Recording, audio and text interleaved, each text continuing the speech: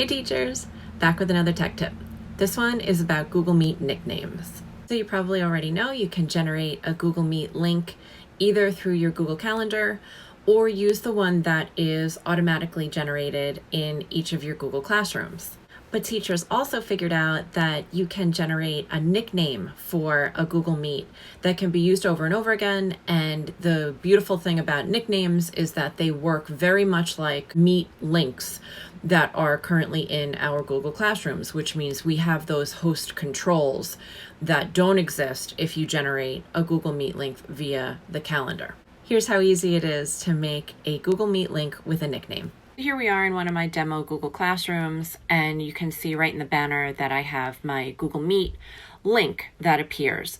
Most times students can see the link in their banner when they go to the Google Classroom. In case they can't, I've encouraged my teachers to get in the habit of copying and pasting that Google Meet link in the stream so that the kids can access the Meet easily.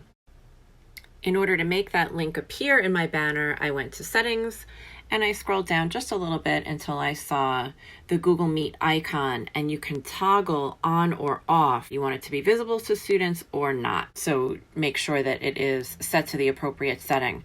The other thing that you can do here in Settings is right next to the Google Meet link, there is a drop down and you can copy it and paste it in an email or in the stream of your classroom or wherever it is you need to paste it, or you can reset it. And some people just, after this one is used, they would like to reset it so that people don't try to get into that Meet again, or they simply don't like the, collection of letters. It was confusing to the kids, or for whatever reason, you can reset it. But what you can't do is change it manually to some other nickname that you designate.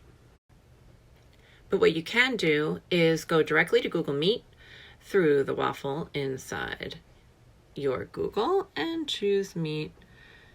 And where it says join or start a meeting, you'll click that and you'll get a blank space where you can type a nickname.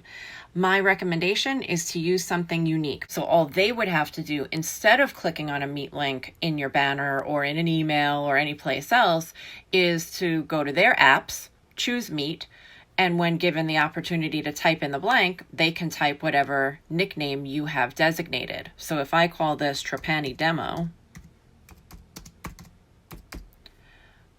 all I have to do is hit continue. I don't even have to join this Meet. It wants to join, create one right now. I don't even have to join it.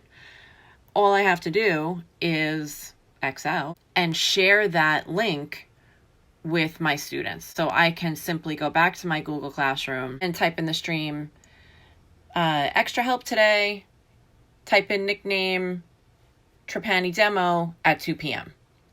And the kids would simply have to type in, a word rather than a collection of, letters that don't make any kind of sense. It's a personal preference thing.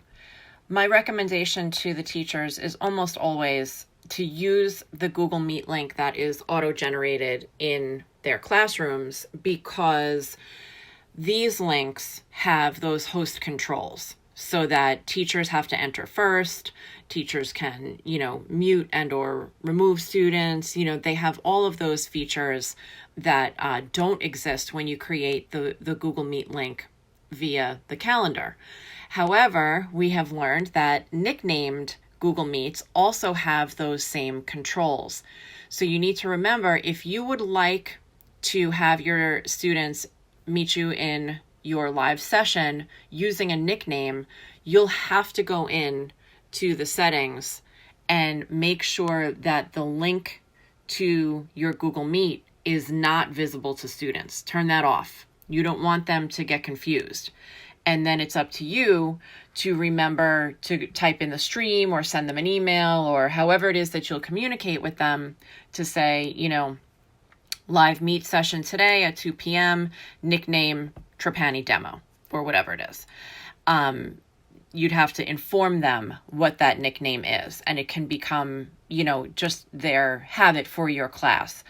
Either way is fine. Either way works. You can either generate a nickname by creating it yourself, or you can direct them to the link that is auto-generated in Google Classroom. Those two methods will give you those host controls that teachers really need when they're, facilitating classes online.